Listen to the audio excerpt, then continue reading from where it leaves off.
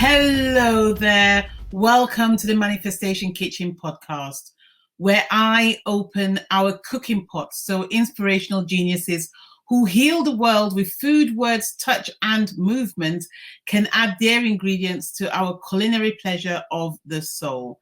I am your host, Victoria Dioh, and today I have a very special guest, the incredible, the phenomenal Alison Armstrong.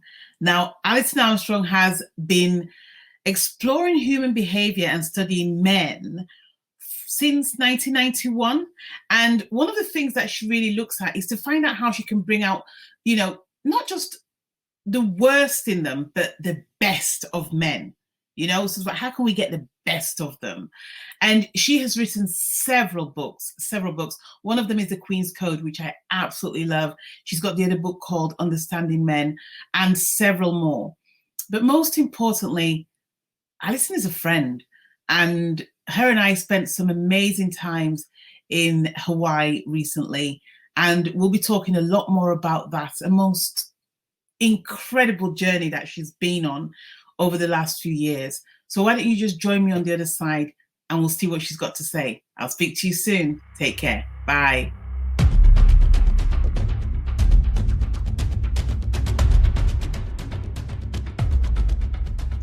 And here she is, the wonderful Alison Armstrong. Alison, thank you so much for coming. You're welcome. I'm so happy to see you again. I know it's been a while, and the world's gone funny. Yes. The world,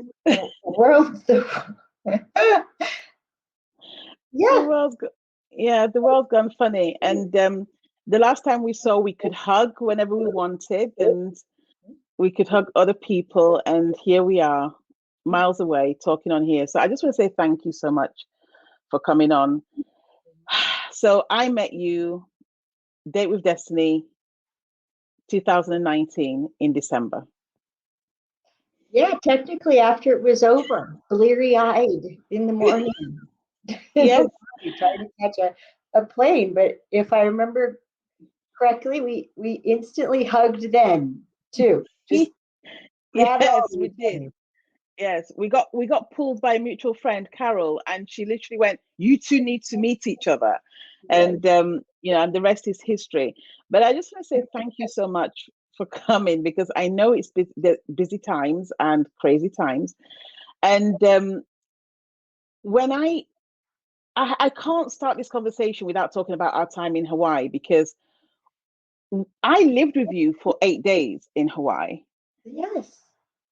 And we cooked and we talked and we healed and we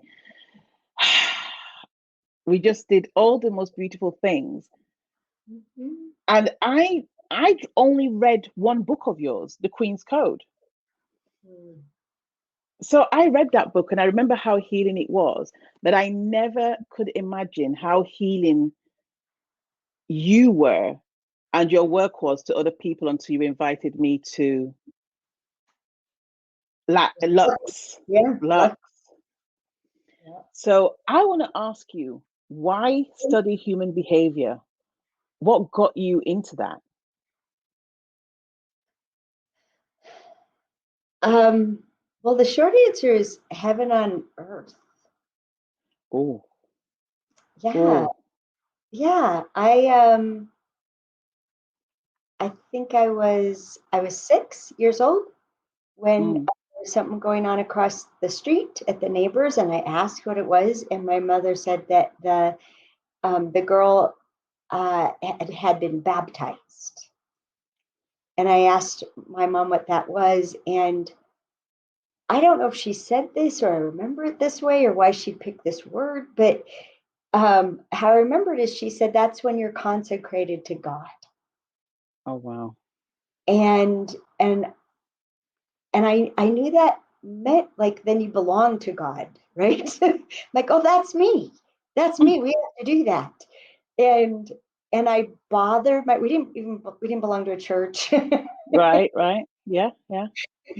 I pestered my parents until they joined a church and put us through what we had to do, and then got me baptized, and then like that was all settled, right? I knew I was situated, and I remember as a teenager, I called myself God's picture straightener, and like I just would see the world. Yeah, I just like everything, like racism. Ugh, that's a crooked picture. Ageism. Ugh, that's a crooked picture. The separation of the young and the old. Between daycare and elderly homes for the elderly. That's all wrong. We got to fix that. And hunger. Came early on the heels.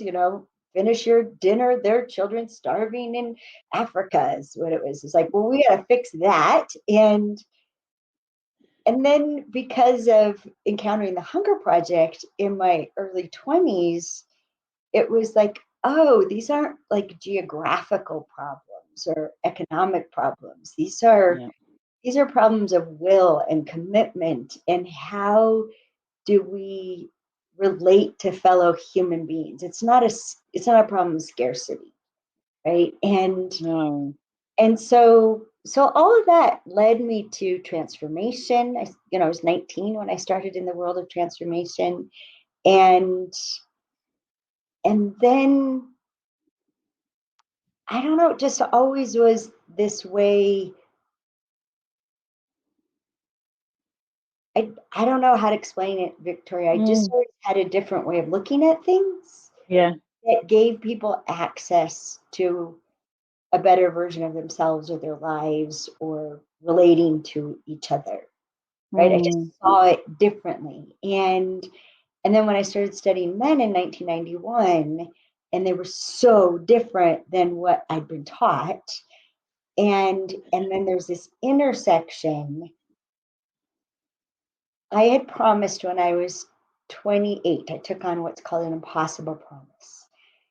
And I promised that in my lifetime, every man, woman, and child would be fed, clothed, housed, loved, and respected. Love it. Yeah. And at the time, I was working on hunger and homelessness. As an activist, I was born an activist. But then as I started studying men, and then seeing how wacky our beliefs, that the beliefs that men and women have about each other are, and paying more attention to what motivates people, it became very clear that when people are loved and respected, being fed, clothed, and housed are a no-brainer. Wow. Right? And so that led me to what prevents us from loving and respecting each other. And everything from instinctual tribal behavior to even before that, our own immune systems. Our own immune systems protect us at the biological level by discerning me, not me. And me is allowed in, and not me is defended against, expelled, made war upon, right? Yes. Autoimmune conditions are when the body misidentifies a me as a not me, right? And attacks it.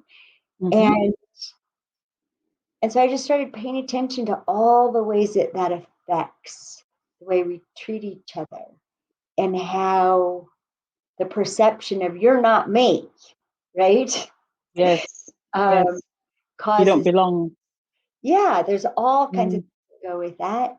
And then, like, if you were to look at like instinctually on one side, what I just spoke about, and survival and competition and scarcity. And then on the other side, what if love is eternal and infinite, and you can't love more or less? What if you can't love more or less? What if love is already everything that it is and always is everything that it is and can never be diminished? Well, then what determines our individual access to love, our individual experience of love? Like, if love is infinite, then what determines the size of my personal space, my personal window into it, my my straw, my right? Yes. Yes. What determines my experience of it? And it has everything to do with respect and admiration and affinity. And so it's just been a whole range. And I never committed to studying men and women. I just was fascinated and, and have this thing called heaven on earth. And there have been times over the last 26 years since we started our workshops, especially in our partnership courses or to the highest level, Yeah. where I have these moments of people are interacting in the ways that we've taught them to speak and to listen and to be with each other. And there are moments of, this is what heaven, this is heaven on earth, right? This way of being with each other, this level of regard and self-honoring, and this It's it. is Wow. Yeah. I think I experienced a bit of that when I was your guest at Lux, and watching you demystify this self-imposed complexity yes. that we That's a good all way to have. put it. That we all have, and you somebody would stand up and you could see they were in knots about a particular situation and how it was the other person's fault, and it can't be me because I'm okay and I'm perfect and everything else. And then you just demystified it, and you could hear the whole room go, oh,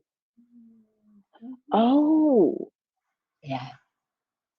So it's so interesting because I saw how people spoke about you, and I'd never experienced that because, like I say, when we spent time together, I spent time together with Alison. I didn't spend time together with Yeah. Well, we had like a whirl, you could say it was a whirlwind, right? We did. We met on December 13th, and then by January 2nd, we're living together for 8 days in Hawaii. Oh yeah, pretty much. And you're cooking for me, and you're letting me be in your space as you're coming into your own power and abilities and stretching, right? Like there's stretching happening at that time, and I'm sure since, and yeah, I mean, it's intimate. We're padding around in our bathrobes and our slippers, and We'd meet in the kitchens at stupid o'clock in the morning and put the world to rights, and and I'd make turmeric water with ginger. And do you remember that? And I'd make that, and then you take your glass and go upstairs, and we'd then meet for lunch. And well, I hardly ever cooked for a while because the beautiful women wouldn't stop cooking for us. They kept on delivering boxes. Do you remember? Of course, we couldn't go to Hawaii without going home with more food. And so you didn't get to cook until we had them over to dinner. Yeah. You had to say to them, you need to let Victoria cook. She needs to cook. She needs to cook. Let her cook. Please let her cook. And it was awesome, Victoria, because since they'd been taking care of us the whole time, when you cooked, I got to experience you cooking, right? Man. Oh, man. And they're so generous in all the food they sent home, but there's a certain lot of things about your cooking that are really special. Thank you. So that was the last night. Thank you. It was the healing part. It was the healing part, and it was an honor to do that. And it was an honor to do that. And thank you so much for edifying me on that bit. And but you just said it was the healing part, and I just have to object to that. Oh, okay. Because it was a healing part because I lived with you for those 8 days, right? And was going through experiences, at Hawaii, which we can talk about. Everybody should go. And and then bouncing around in Post Date with Destiny and the healing I'd had about Greg dying there, and new friendships. And I mean, it's funny that you call this the healing the world, because that's what's on my poster from Date with Destiny. It says healing the world. Heal the world by dwelling in love and by providing compassion and by living in joy. That's what I took on. So anyhow, your cooking is definitely awesome, and it is a part of the essence of you that's just naturally human. Thank you.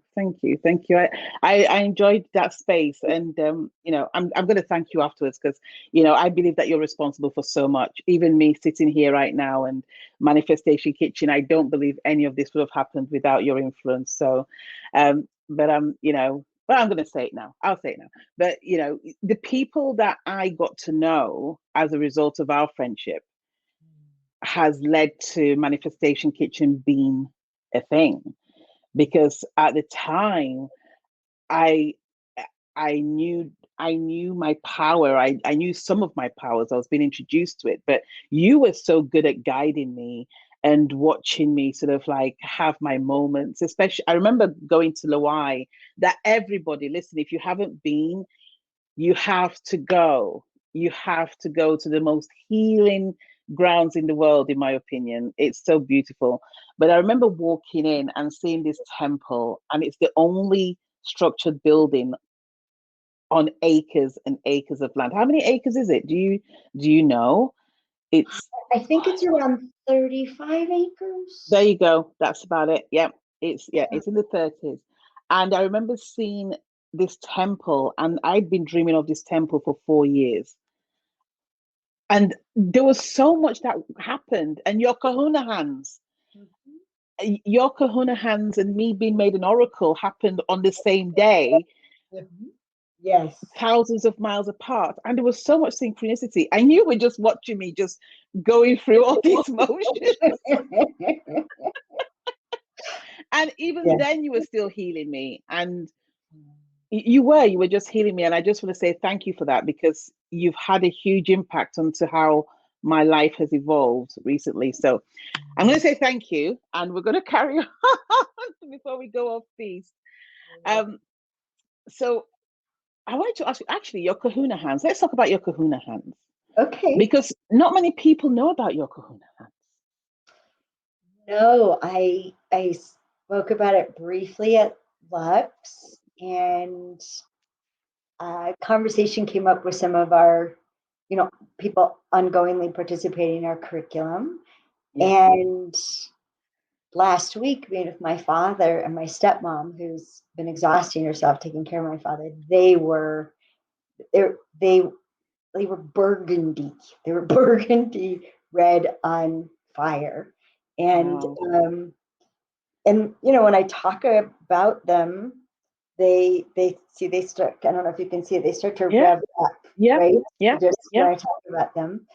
And I'm still I'm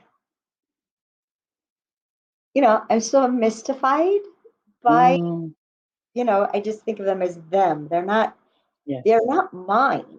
No. And one of the ways, oh dear, I'm so sorry. Don't worry about it. It's live. That's reality. Don't worry about it. Well, one of the ways I know they're not mine is they can heal this body. And one of the conclusions I came to after we were together was that their job isn't so much to heal bodies, although they can do that. It's to heal hearts.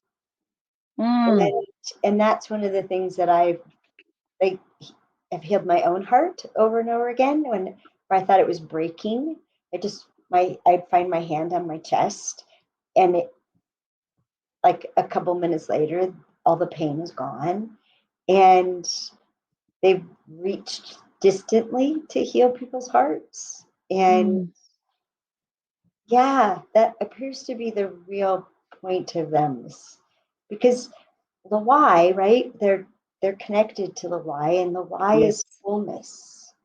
right? And the lie is wholeness. The lie is the disappearance of identity, which is what causes separation, right? Yes.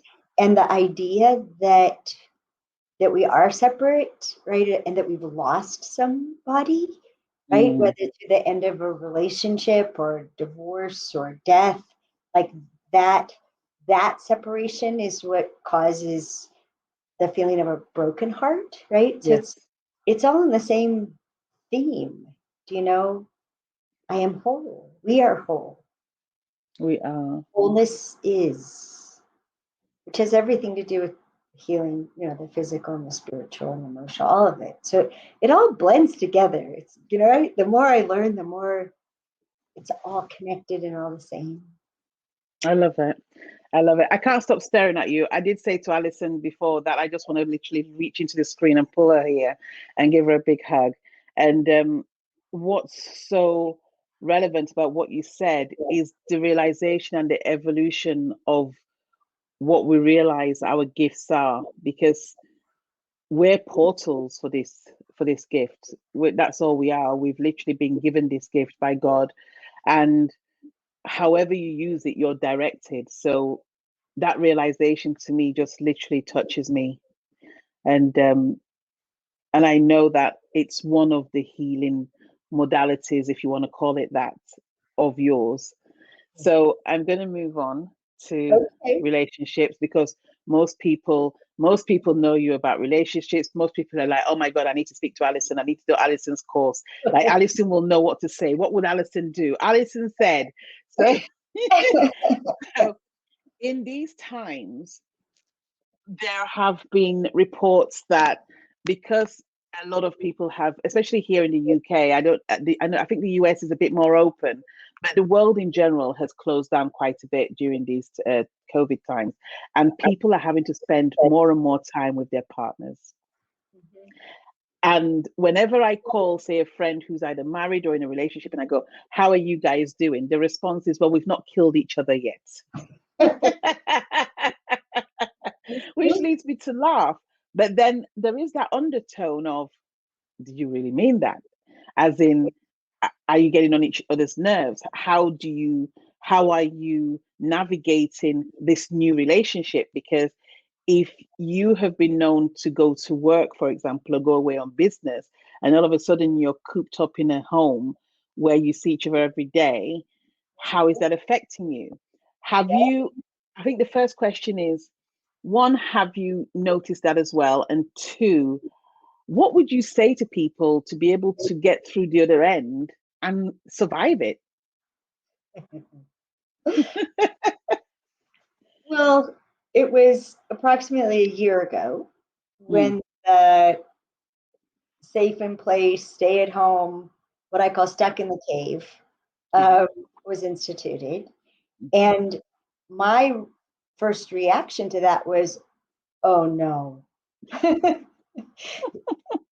You put human beings with literally opposing instincts in the same place for prolonged periods of time, and no one's allowed to escape, to blow off steam, to, like, in the beginning, all my interviews were about men and how to use that energy, that need to create, that need to protect, that need to provide, and that they couldn't protect anyone from what they perceived as the biggest threats. And like, just changing the conversation. Okay, what can I do? Right? Oh, I can protect my home from the ivy. And so like going outside and hacking away. Right? Like that, we have to produce a result. And then teaching men that because of what estrogen does to a woman's brain, every little thing is worth doing because it's nagging us, right? The crooked pillow, the sock on the floor, the crumbs on the counter, they're all nagging us. So having to teach men, to her, every little thing is worth doing, and it adds up to her being at peace. Yes. Right? Which Robbins is, just, he figured this out, right? all those little things it takes to clean a kitchen, according to my wife's standards, I get a peaceful wife in the morning. So it's worth doing it before I go to bed, because I mean, as a different wife, and That's so funny. it really can cause that. And giving a man something worth doing. They're stuck at home and there's nothing worth doing. And their ladies are mad at them because there's 1,000 things to them worth doing and the man's doing nothing. Right. And so how do you work out everything's worth doing, nothing's worth doing, I need a big thing worth doing, and those little things I don't know add up to a big thing for you. And so this is why we went into overdrive. We actually we cut the price in thirds and had a 6-day version, an emergency watch this, you need it immediately, it's 11 hours of videos to understand. Oh, wow. Yeah, and a year ago we gave away 6,000 copies of Understanding Women, just to save people, and and they've been doing it ever since, and it's awesome because it just seriously, we have contradicting, conflicting, even a sense of what gives us peace and safety, right? If you're in hunting mode or a man or a woman, that's going to come through productivity. If you're in gathering mode, a man or a woman, it's going to come from feeling connected. And so people in gathering mode interrupt people in hunting mode in order to connect, and they just diminish their ability to produce results. And so the person they're trying to connect with them barks at them or or just tune them out without even realizing it. And then the disconnection, right, especially makes women really afraid. And then when we're afraid, oh my gosh, do we attack when we're afraid, or do we? Oh, you'll love this, Victoria. So my boyfriend, right? I have a boyfriend. Your boyfriend. Yes, I kept thinking in all this time since I had a boyfriend last, they would have come up with a different word, but no. I practice, I'm desensitizing, because he's not a boy, right? He's a man. He's a man. And but it's so sweet because he learns me very deliberately. And he's cute. He's cute. He is cute. He's cute. Oh, yeah. I fell in love with him before I knew how cute he is. Oh, really? I saw his picture and I was like, he's gorgeous. Yes. I didn't know any of that. I was already in love with him before I encountered his physical presence, because he's just an extraordinary person. And but I remember one time I was snarky with him. I was like covertly, and he's like, God, that really felt like a criticism, and I was devastated, right? Like to have criticized him, and then I unwound it, and I'm like, okay, this is just the truth. I was scared, and he's like, scared, and I explained it that I was scared, and I mean, he's so committed. He just kept saying, when she sounds like that, she's scared. When she sounds like that, she's scared. Okay, I gotta get this in my head. When she sounds like that, she's scared. And he goes, okay, so when you sound like that, if you ever sound like that again, I should say, what are you scared of? And yeah, and I mean, we were making deals, right? Which is the thing to do in a relationship. We were making deals from early on. This was less than 48 hours, I think, from having met each other in person when we were making this deal, including how about I just say I'm scared, and then you say what's scaring you, instead of going through the criticism snarky part.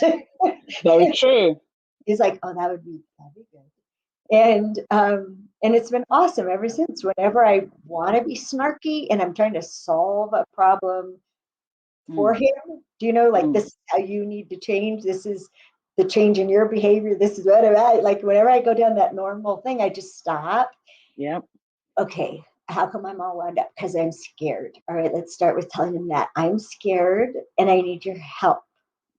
And he's all over it. He's all over it, and he remembers it for the next time. And that's so much of what we've had to do for the last year, everybody, because what typically scares providers, right, about what's been happening for a year is the economy. How do I provide for myself and my family, right? Yes. And Yes. what scares women is well-being, right? Yes. Well-being and health, and what if I get sick? What if you get sick? Mm-hmm. And very few men are actually afraid from a health standpoint, right? True.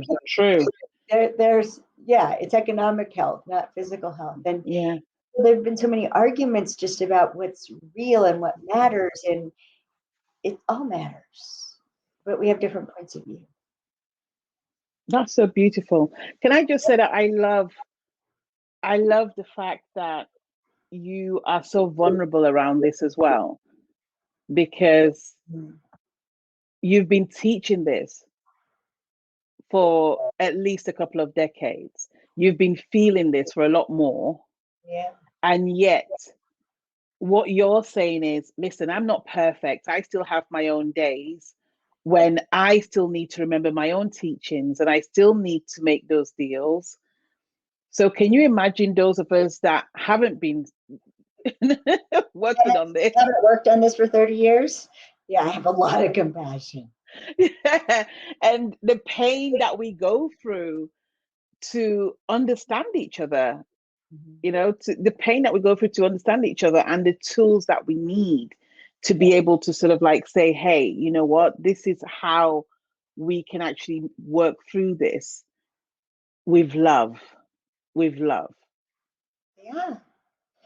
Yeah, it just, if I may, it just happened yesterday morning. I was driving back from Los Angeles, right, taking a couple days to do it. And I woke up in the morning and I didn't want to talk to Dan.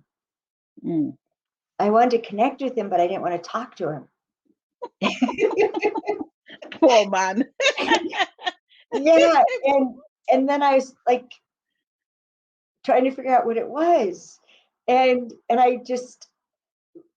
what I do when I have something that I'm wound up about is I record a voice text, right? Because I can erase it, I can start over, I can listen to it before I send it, I can hear it after I've sent it, and I'll send it to him. Like if it's gnarly, I'll send it with a note like, listen to this after you meditate. I like that. Yeah, but then he can listen to it as many times as he needs to, and he can figure out what he wants to do.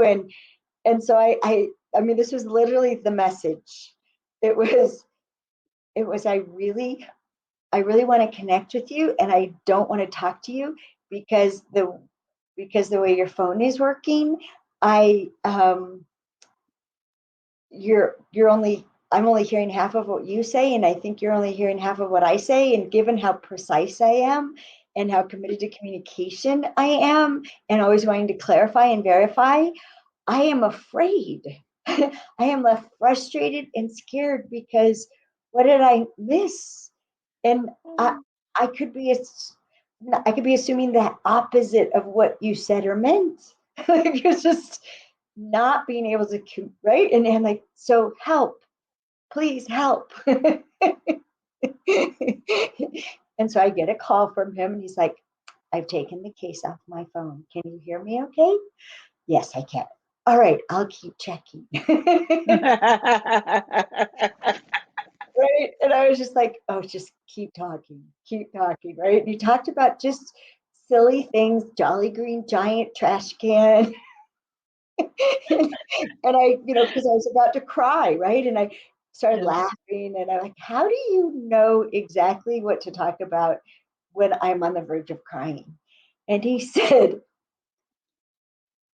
I think it's just a God-given gift. Aww. I said, yeah, God loves me. He goes, yes, he does. And she does. And they do. And it does. And we end up in this whole conversation. I love that. And then that led to this whole conversation about not only do we, have all the sexual orientations, right? Which are the multiples have multiplied, right? Now we have gender questions, right? Gender identification. And so we're going from how do you have a non-gender identified God?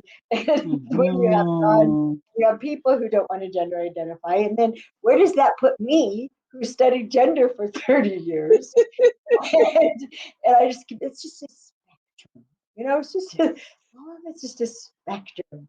And I was talking to someone about their sons, she has 2 sons on the autism spectrum. And I'm like, I think we're all on the spectrum.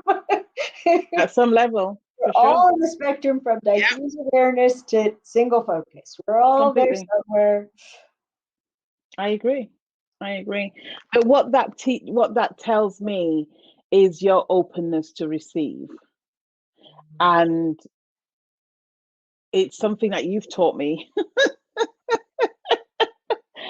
Oh, goodness. I'm even shifting in my chair when I think about it, because I just remember you going, so I'm going to give you this, and this is what we're going to do, and this is how we're going to do it, and you're going to do this, and you're going to come here, and you're going to do that. And I'd be like, you're trying to kill me? And you go, what? And your fixer mode is going, right, so you come here and we'll do this and we'll do that and I'll get this sorted out.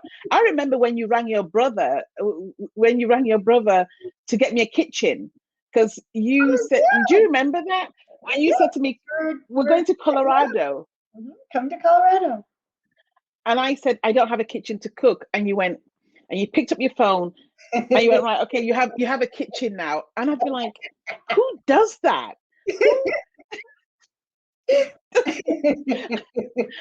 Who does that? And you've really taught me how to receive, because it was overwhelming to keep on receiving. And what you've just spoken about between you and Dan, and you, whether it was a coherent message or not, it was saying, I need help. And I don't know how you're going to fix it, but I need help. And this is how I'm feeling. Yeah. And because you were open to receive, he found a way to connect with you. Yeah. And most people will, if we'll, I'm getting ready, right, to teach in Costa Rica. And the subject of giving and receiving came up because, frankly, human beings suck at it. And, you're familiar with what we did at Lux, where we do things exaggerated on purpose that we normally do unconscious and sometimes subtly, and they ruin our relationships. So in Costa Rica, they're going to be in for a trip, because we're going to do on purpose what happens instead of giving and receiving. And and I might add some of this, like, instead of giving, which when you're giving to someone, you're profoundly aware that they're in control of what they receive, that they're the one that has to allow it. But mostly we're not giving. We came up with the word shoveling. We're shoveling what we think people need at them, right? And then they're left defending because they didn't have any. We're not giving them a choice. This is something being offered. Do you want it? And then on the flip side,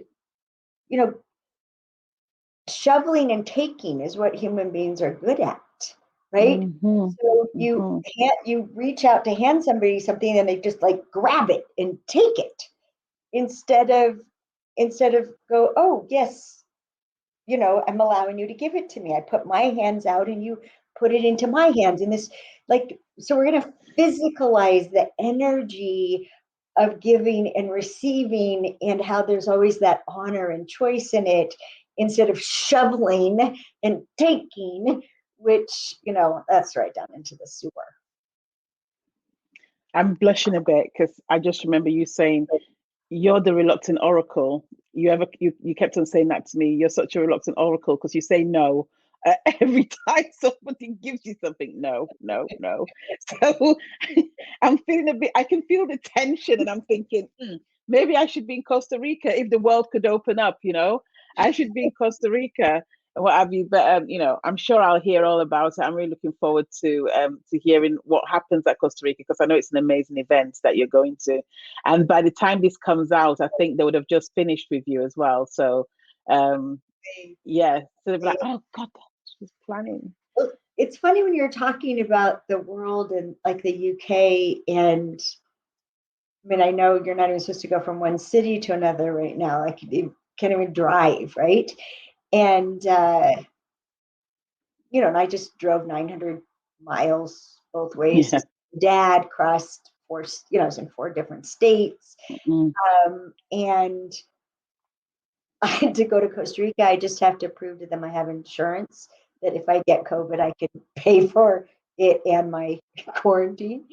And there are places here in the US where we're just cowboys. It's the Wild West.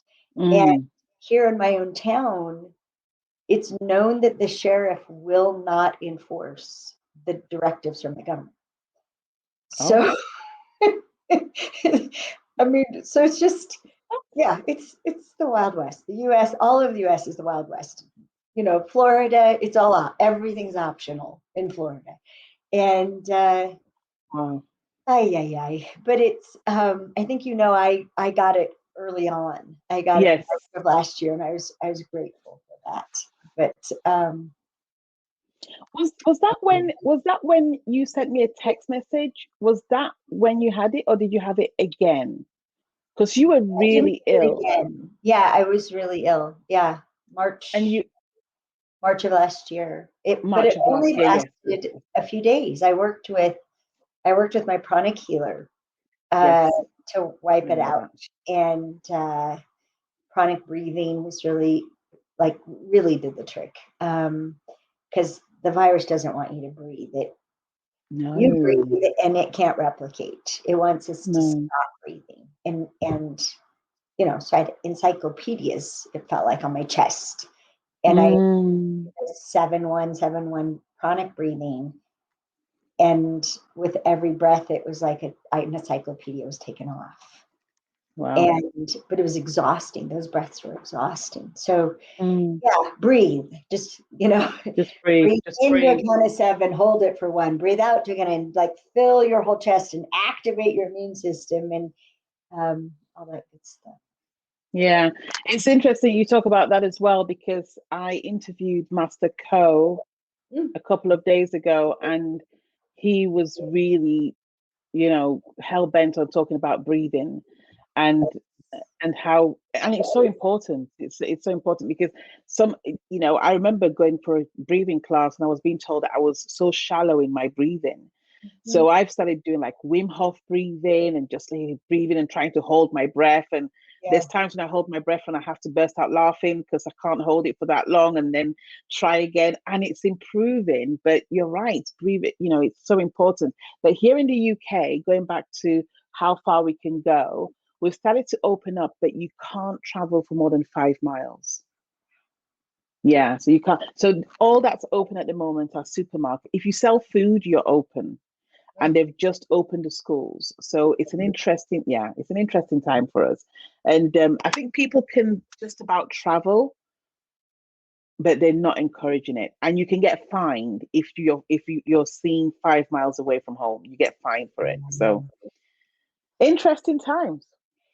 They are. And a year ago, people were wondering how many weeks it would take to get back to normal, right? And I've been watching it. Yeah, I mean, I'm an activist, right? So I've been watching it from the beginning, from the point of view of revolution. Yes. And so, what will the changes be that are permanent? And my first thought, and I said it a year ago, was, if this lasts long enough, radical decisions will seem reasonable. So start thinking about what radical decisions you want to make.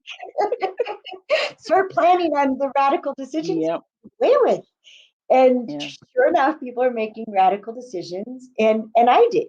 I went part-time at the beginning of the year in my job, which I've been doing for ages. And I, if you looked at my calendar, Victoria, every month you would see 10 days of vacation. I love that. So I'm I working love that. part-time and taking a week off every month. And that's something I remember us talking about this, and you actually saying, you know, I think it was almost coming up to the anniversary of Greg's death, and you were like, there's more changes I need to make to my life. Yeah. You were very aware that there needed to be changes. You weren't sure what, and you were thinking, oh, maybe I'll take a step back, but you didn't know what that would look like. And when you came on camera initially, because we've been speaking, but we text each other, and we haven't done a video call for a while. But what was so clear was just how illuminous you looked. You were so bright and happy, and I said, "You look so happy." And those radical decisions may just be the freedom of you. Yeah, it's true, and it's oh gosh, I mean, if you want to practice something that's healing in every domain, it's enough, right? It's deciding what you have enough of, what you've done enough of. I have enough. I am enough. It's the definition of contentment, right? Having enough with what one is or does or has. But I've just been sorting out all kinds of enoughness, which, you know, after Greg died, it'll be 2 years in June. Yep. The first awarenesses were of how much he had provided for me that I wasn't aware of, and now had so much less than enough, right? Yeah. One of my Hanai daughters, said, I'm realizing how much Greg listened to you. Because I everyone had like to that. fill in listening to this extremely verbal person. And what's enough attention? What's enough affection? We didn't know. We knew, it was different back then. So I was quarantined for 26 days when I got the virus. And at the end of 26 days, I wasn't done being alone. Like, no, I haven't had much. I don't think I've had enough yet. And so like learning, right? What's enough alone time, which, I never got to do ever before in my life. Find out how much I love being alone. Well, it's been it's another healing process, right? Like you've changed, you've transformed your home, you've made changes that have been healing to you. Yeah. You know what I mean? And it's so evident as well. It's so you can see it. I can see it, and I see the woman that I spent time with, whether it's in Hawaii or when we're in LA. I saw that woman as healed, and then I see you now, and I go, wow, you've gone through another phase of healing, which is what we do. We go through different. We're never completely done. We're done when we go. We're done when we die, basically. And so it was just really beautiful. So almost wrapping up, you're gonna have people who are single, trying to look for relationships, trying to start afresh, and they probably don't know how to approach our new world. What guidance can you give us? Because I'm single as well, so I'm going to put myself in here. So what advice would you give us? How do we approach that? Well, having become suddenly single myself, I think it just feels like I was plunged into this so that I could help people better. A 28-year relationship with Greg wasn't helping single people anymore. And so my approach to it has been, from everything that I've learned about men and women and attraction and longevity of love and passion and enjoyment and all these things. And if you were going to start someplace, the first place to start is in clarity about oneself. Yeah. Right? Until we know what really matters to us, it's like we're blowing around in the wind and we don't know where to set our boundaries. Mm-hmm. And so being really, really clear about, this is who I am and this is what I need in my life to keep being my favorite version of myself, right? This is what I need. And if you're going to be in my life, this is what I require of you. And it's something Dan and I have been really straight about in the last 5 months of just, look, it's okay if you can't provide this, but I would rather be alone than be with someone who couldn't do this. Or there's nothing wrong with how you're doing what you're doing, but I'd rather be alone than be around that. And then like him speaking up about something he needs and me going, okay, so do you want that? Like, you'd like to have that, or you actually need it, right? Yeah. Like, imagine spending the rest of your life without that. Mm. Would you, or would you rather be alone? And my thing is, ever since the beginning, my little cave woman within, just jumping up and down, trying to be so present. And then I finally said, okay, I know we're practicing being really present and we're not making any structural changes until we're doing this for a year. But there's a part of me that keeps saying, can I keep him? Can I keep him? and he said, yes. I can keep you. Yes, you can keep me. And, later on he added, and I'm keeping you. But I would keep bringing up, like, okay, if I can't give you what you need, then I don't get to keep you, right? If you can't give me what I need, I don't get to keep you. If I can't give you what you need, I don't get to keep you. That's just how this works. And so there's this honoring of ourselves and each other that we keep checking. It doesn't matter how much we love each other, how much in love we are, we come up against deal breakers and we're checking to see, is this a real deal breaker? And he has deal breakers. And so, God, Victoria, he's like so caused me to have to grow the places where I just want to be small and control. And, he's my first impression a year ago when I got the first email from him when we were being introduced to each other. My first impression was, oh dear, this man's going to need a lot of space. And I just started clearing the decks, right? Time, mental space, emotional space, revoking prior commitments, like all this space. And he just does. He requires a lot of space, a lot of openness, exploration, adventure, right? Like, just. I love it. Yeah, it's really good for me. I can see it's good for you. I can see the change. I said that to you before we came on live. I was like, I can see the change. And what I'm hearing alludes to what I said to a friend the other day, which is, I said, I look forward to the time when I fall in love with the soul of somebody, not because of what they need to be, how much they need to earn, what they do, how they behave. Just fall in love with them irrespective of that. And then to be able to have those conversations to navigate how our souls can blend together, as opposed to, I need to fix you, which, I'm a fixer as well. I want to fix. I need to sort of like, and sometimes you don't know, even when you say it in the most passive aggressive way, it still comes out aggressive.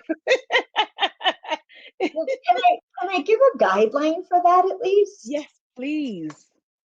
Well, because yes, falling in love with someone's soul is amazing, and it's not that hard to do. And years ago, a man I love, his name was Brian Regnier. Someone asked him what kills relationships, And he said, putting up with what we can't tolerate. Mm-hmm. And I thought tolerate and putting up with were the same thing. Mm-hmm. So I looked tolerance up in the dictionary, and it said able to be with without any loss of respect, admiration, or affinity. Mm-hmm. And this is what creates this space of love or shrinks the space of love. So when you fall in with someone's soul and then you're dealing with, okay, can we do life together? Like, as Dan keeps quoting me, he said, well, you said we're figuring out, are we a fit? Are we a fit? Do we fit? Right? And the place to look is, is this just like behavior you don't prefer, right? Or does this actually cost me respect, admiration, or affinity for this person? Because when we put up with stuff that is causing us to lose respect for the other person or admiration for the other person, or we just, I don't like you, and I don't like you when you're this way, I want to get away, like all that has a profound effect. And then the thing I've been working on since October, right, my 60th birthday, was, okay, so what do I put up with in myself? Yes. It causes me to lose respect, admiration, and affinity for myself, which then has the effect of the less I admire myself, the more I'm going to put up with behavior in another person that causes me admiration for themselves, right? It's like, okay, so, guess where we always get to start, right? Honor yourself first or all is lost, including, that's what I've been working on all years, is giving up, letting go, stopping doing the things that has me experience less love for myself.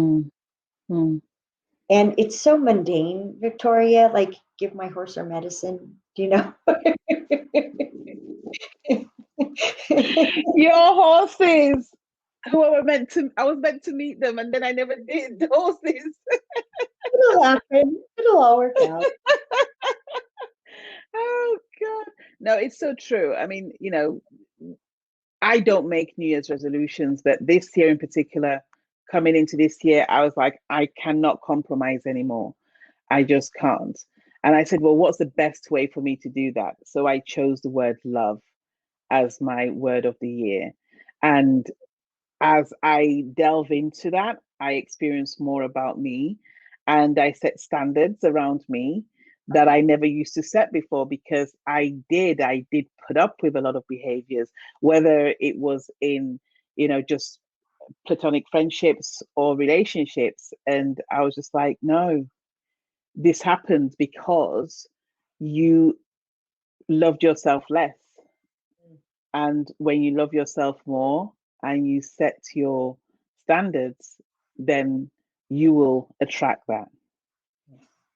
And that's how I live my life right now. I'm so glad. Thank May I you. tie it back to something we were talking about earlier? Yeah, sure. So what I notice is the clearer we are about who we are, then we end up with clarity about what we need to take care of who we are. And then what we need is the place to set boundaries. That's where we stop negotiating. That's where the boundaries are. No, I need this. I require this.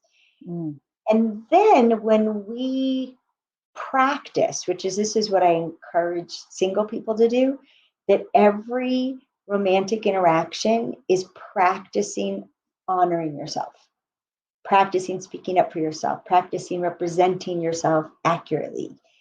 I have this thing, like, represent yourself early and often with the thought, if you're gonna run now.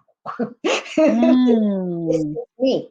I love that. Me, right? Like my first conversation with Dan was about how I'm a married widow. that my deceased husband is still in the space, still has an effect on my life. And can you be with that? Because I'm a package deal, right? And and I had a man go, oh, this doesn't work for me. Okay, bye-bye, right?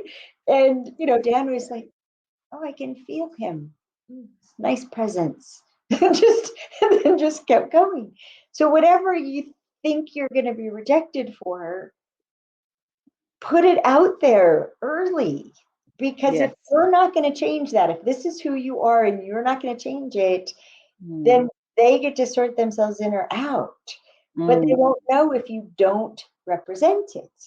And then what happens, Victoria, is as we prove loyal to ourselves, right? We discover, no, I'm loyal to me. I can count on myself no matter how cute he is, how smart he is, how economically attracted you might be, right? No matter he's, he's my type, he's the one who fits the list, no matter that what, are you going to be loyal to yourself, loyal to yourself, loyal to yourself?